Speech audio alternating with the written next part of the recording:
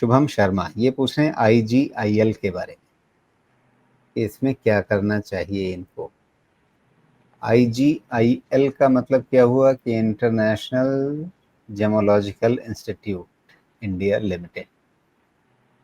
तो हाँ तो IGIL तो यही होगा। क्या ये अच्छी जगह पे है जहां पर छोटी अवधि के ट्रेड के लिए प्रवेश किया जाए?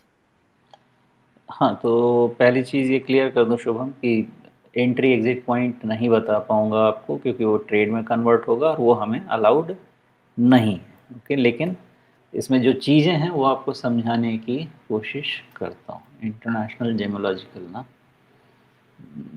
ठीक है। नया शेयर ही है, लेकिन अब इतने पॉइंट्स तो बन गए हैं चार्ट पे कि कुछ शॉर्ट टर्म ट्रेड देखा जा सके कि उसके हिसाब से किन पैटर्न्स को नज़र में रखना है। और डिस्कशन हुआ है इस पर राजू जी, आपका जो पीछे वाला निकालेंगे ना, तो ये जी। चीज़ इनको मिल भी जाएगा। इस पे ओके। समझाया भी था और उसमें ज़्यादा चेंज नहीं है, थोड़ा सा चेंज है, बहुत ज़्यादा चेंज नहीं है। पहले मैंने जो बोला होगा वो अब चीज़ चेंज हो रही है। अभी का क्लोज है आपका 345 का, इसमें मेरे हिसाब से 35 और 15, इसमें 15% से ज़्यादा का फिलहाल तो डाउन साइड नहीं दिखता है। ओके, विच इफेक्टिवली मीन्स कि 300 के आसपास से ज़्यादा इसका रिस्क नहीं है। ये एक साइड इस्टेब्लिश किया। तो दूसरा साइड क्या इस्टेब्लिश होता है कि 370 के ऊपर ही इसका थोड़ा बहुत ऊपर और मूवमेंट शुरू होगा, जो इसको 385 और मे बी 410-15 के तरफ लेके जा सकता है। तो इफ़ेक्टिवली ये है क्या, ये आपका एक बड़े वाइड रेंज में चल रहा है और ये रेंज आपका हो सकता है up until 300 310 on the down side, और अपर साइड जी। में अब 370 ये चीज़ एक्सपैंड हो सकती है 400 प्लस। ये मेजर इस रेंज में ही आपका इंटरनेशनल जेमोलॉजिकल चल रहा है लंबे समय से। 375 के ऊपर में इसमें मोमेंटम थोड़ा बढ़ेगा, जो 10% का और कमाई दे सकता है, वहाँ पे जाके ये समझ में आएगा। जी। अभी थोड़ी देर पिछला ही सवाल था स्विंग ट्रेडिंग के बारे में, और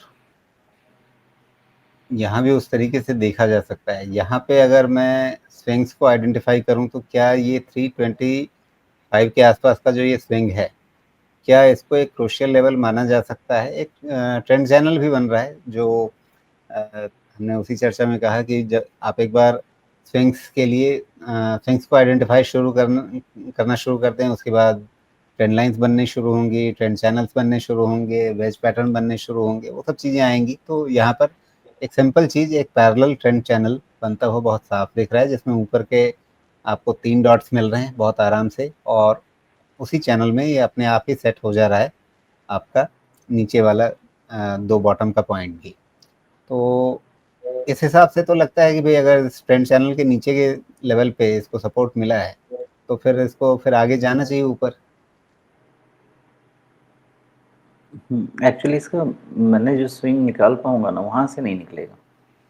आप देखें, इसका एक लो ले लीजिए 9 अप्रैल का और दूसरा लो ले लीजिए 7 मई का।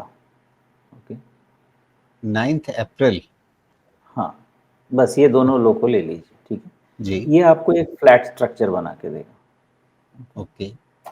और ये जो फ्लैट स्ट्रक्चर बनेगा ना, ये आपका नीचे का स्विंग डिफाइन करेगा। यहाँ से नहीं, ये इसको आप फ्लैट लाइन ले लीजिए सीधा।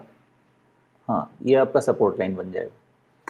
इस पे मेरा अंदाज़ा ये है कि नीचे ये एक तरह से काइंड ऑफ रेक्टेंगुलर पैटर्न में चला जाएगा थोड़े लंबे समय के लिए। ओके, नीचे का ये आपका फ्लैट बेड बन जाएगा, और ऊपर जो आपने लगाया है ट्रेंड चैनल, इसको अगर आप कन्वर्ट कर दें ट्रेंड लाइन में चैनल के जगह, तो ये वाला जो पैटर्न है, जिसको आप ट्रम्पेट भी कह सकते हैं, ये फॉलो होना चाहिए, जिसको एक्सपैंडिंग चैनल भी कहा जा सकता है।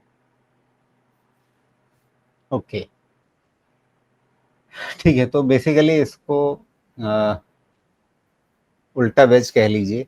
अ, उस तरह का ये पैटर्न बनेगा, ट्रम्पेट जो कह रहे हैं कि भोपू, उस तरह की एक स्ट्रक्चर में ये जा सकता है आगे। ये इस पे नज़रिया बन रहा है। ठीक है।